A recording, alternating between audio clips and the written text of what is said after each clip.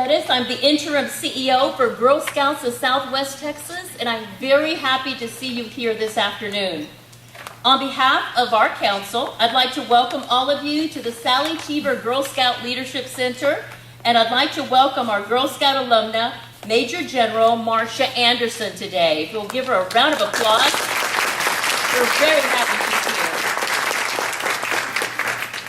At this time, I'd like you to please stand and welcome Girl Scouts Ashley Johnson and Emily Rusk. They will sing our national anthem.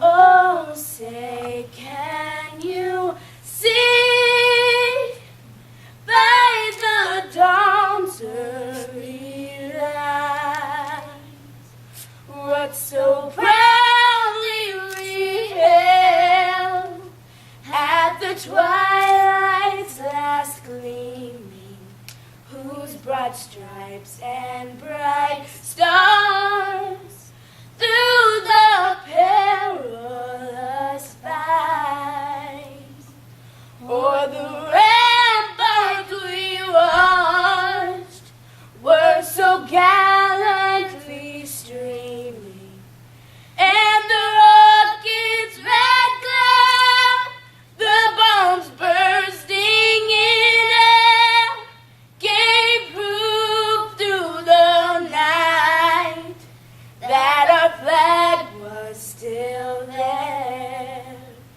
Oh, say, does that star-spangled banner yet wave o'er the land of the free and the home of the brave?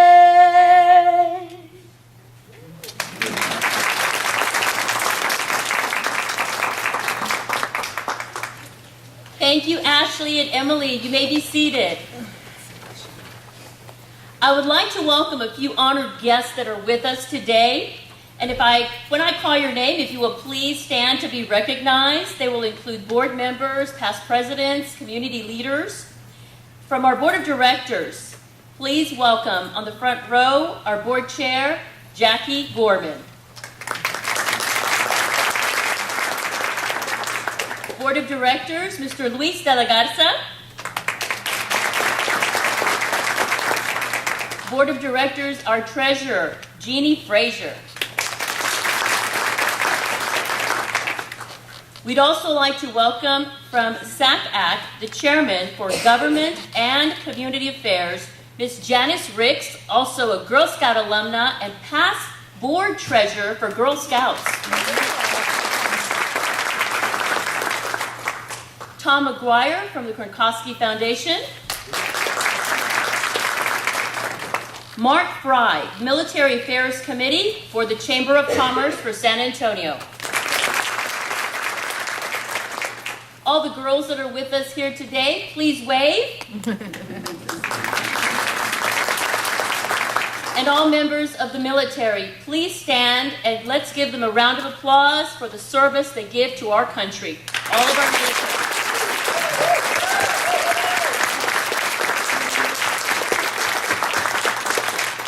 Thank you. For 100 years, Girl Scouts has been the premier leadership development program for all girls in this country. Our rich tradition of diversity and inclusion began when our founder, Juliet Gordon Lowe, who suffered from severe hearing loss, began our movement. From our movement's earliest days, Juliet made sure that Girl Scouts was an organization where all girls, regardless of ability, race, or religion, could develop a strong sense of self and belong to a sisterhood of girls who accept each other no matter who they are. Dr. Martin Luther King Jr. once called Girl Scouts a force for desegregation. Girl Scout troops were first integrated in the 1940s, and our very own Camp Mirasol was originally the only Girl Scout camp for African American girls in the entire Southwest region of the United States of America. In the mid-50s, many years before the Civil Rights Act passed, Girl Scouts of all races camped together at our very own Camp Marisol. Today, Girl Scouts of Southwest Texas remains committed to diversity and inclusion, and with its African American Advisory Committee, chaired by Jackie Gorman, this committee is made up of outstanding women who work with our members to commemorate Black History Month and to ensure that Girl Scouting continues to serve girls in all of our communities across our 21 counties. So it is fitting that we have gathered here today to welcome a very special person, Major General Marcia Anderson, the first African American female to achieve Major General status in the United States Army Reserve.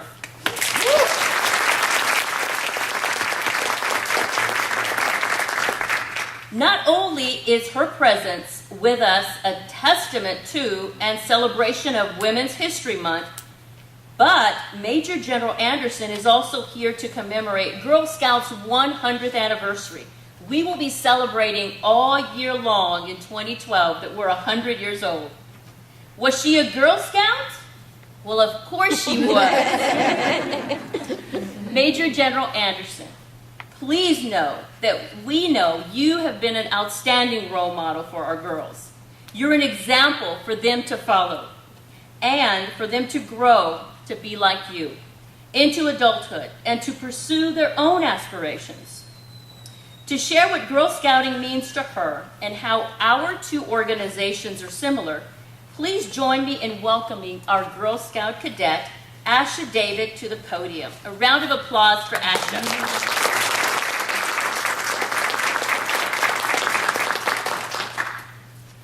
Thank you, Ms. Rose.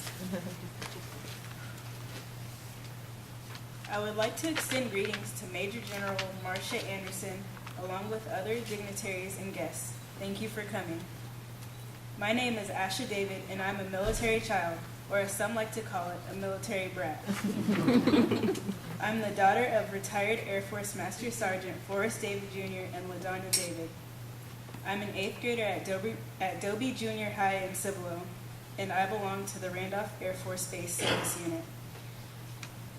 I'm here not only to honor Major General Anderson for her achievements, but also to share with you how I believe my Girl Scout experiences are similar to the Army's core values of loyalty, duty, respect, selfless service, honor, integrity, and personal courage. Loyalty. This is a commitment to your organization and its members. I have been a member of Girl Scouts for 8 years. I have enjoyed representing the organization at many different events, assisting younger girls with activities when they need guidance, and being actively involved in my own Girl Scout leadership experience. Duty. This means fulfilling obligations and having a commitment to excellence. As a Girl Scout cadet, I have taken the initiative during meetings. I have learned what it takes to create a plan, how to tackle the challenge, and have followed through by completing it. Respect. Treat people as they should be treated. I have treated others kindly and obeyed authority. This core value reminds me of the Girl Scout law that states, I will do my best to be honest and fair, friendly and helpful, considerate and caring, courageous and strong, and responsible for what I say and do. And to respect myself and others, respect authority, use resources wisely, and make the world a better place, and to be a sister to every Girl Scout.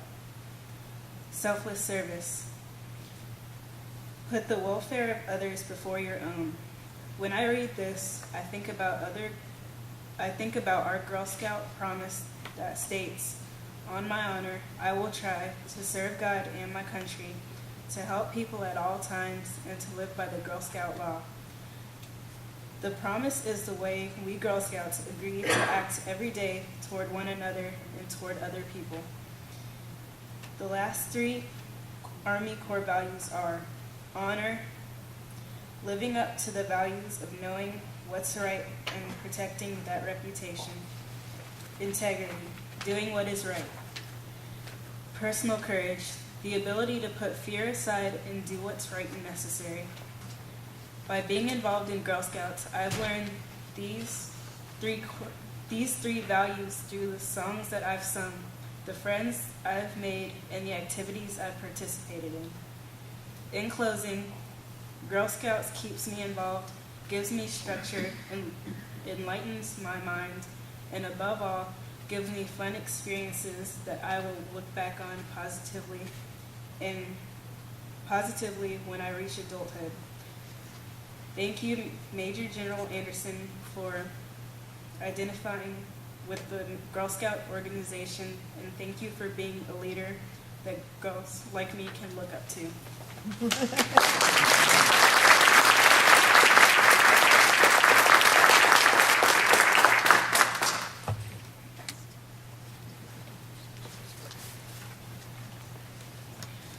Another round of applause for Asha. We're very proud of her.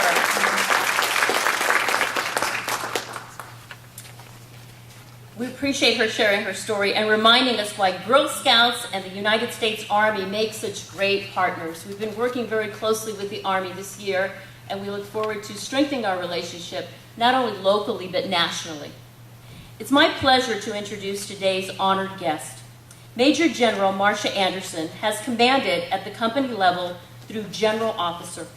She has served in a variety of staff positions at battalion, brigade, and division levels. She assumed responsibility as Deputy Commander of the United States Army Human Resources Command in October 2010, and in 2011, Major General Anderson was assigned as Deputy Chief of the Army Reserve with duty at the Pentagon. Later that year, she became the first African-American woman to achieve the rank of Major General in the United States Army Reserve. Major General Anderson has a Bachelor of Arts degree in Political Science from Creighton University and a Juris Doctorate degree from Rutgers University School of Law. She's also a graduate of the United States Army War College, where she was awarded a master's degree in Strategic Studies.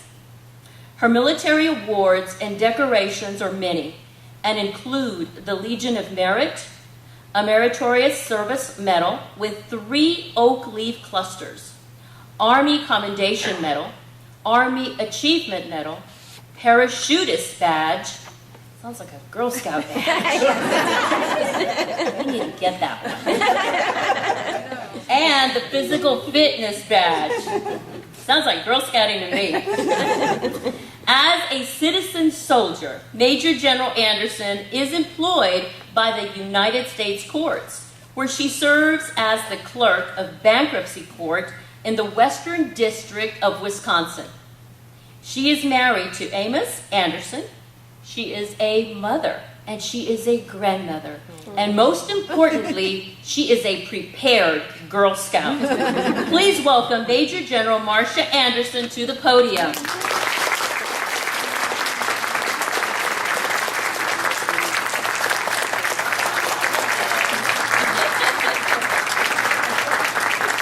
Thank you for standing, even though I haven't said anything of note. But thank you so much for that wonderful introduction. And I'd like to give Ashley and Emily another round of applause for their great rendition. I don't even sing, well, I can't sing in the shower, but my husband always tells me to stop. Something about the noise. But anyway, thank you for having me here today. I really appreciate this opportunity to just speak for a few minutes about leadership. I know our little girls over here would probably like to get to that lemonade over there. I'm standing in between them and some great snacks. But I'm just going to talk very briefly about a couple of things about leadership. I'm not an expert. I'm not going to pretend that I am. A lot of what I've learned the trial and error, quite frankly. And some I've absorbed by reading a lot of magazines like the Harvard Business Review and other things like that, which makes me kind of nerdy probably, and The Economist. But I think that one of the things that I've found, and I've found this in a lot of the leadership books I've read and the things I've attended, is that what really distinguishes some of our best leaders is that they ultimately have failed a number of times. if you find someone who says, I've never failed, who's a leader, they're not being completely truthful and honest. Because I think from failure, you learn how to do things. It also makes you more accepting of others and their shortcomings. I know that there's some people out there who are leaders who believe that, it's I have one person I know who says coach, mentor, and fire. I don't exactly follow that particular. I think most people can be, you can improve them, you can motivate them, you can help them be better. You may not ever get them to this absolute highest level, but you can certainly help them achieve and gain some of the skills that they need to be successful.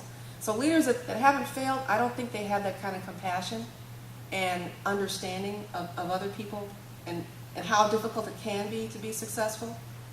One of the things that General Eisenhower said also is that learning ultimately means changing. You are not going to be the same person. I know I'm not the same person I was when I was 15 or 21 or 31, 41 or 51. I'm telling my age. But I can see some distinct differences in the person I was when I was in my early 20s and I was 30s and 40s. And again, a lot of that my leadership style has evolved over time as a consequence of the experiences I've had and the people I've met, and quite frankly, the failures I have also experienced. Some of my bright ideas turn out to be real flops. But I learned from that. I learned to accept and request honest feedback from the people that I work with, and either the people that I worked for or that worked for me, because people tend, I think, to look too much up, when in fact you learn a lot by looking, as they say, down to the people who work for you. Some of the worst bosses I had, I learned from, because I worked for them and I learned what not to do. So you learn from that. So if you leave with anything today, just these three things really, that good leaders have failed. One person we all know about is Abraham Lincoln.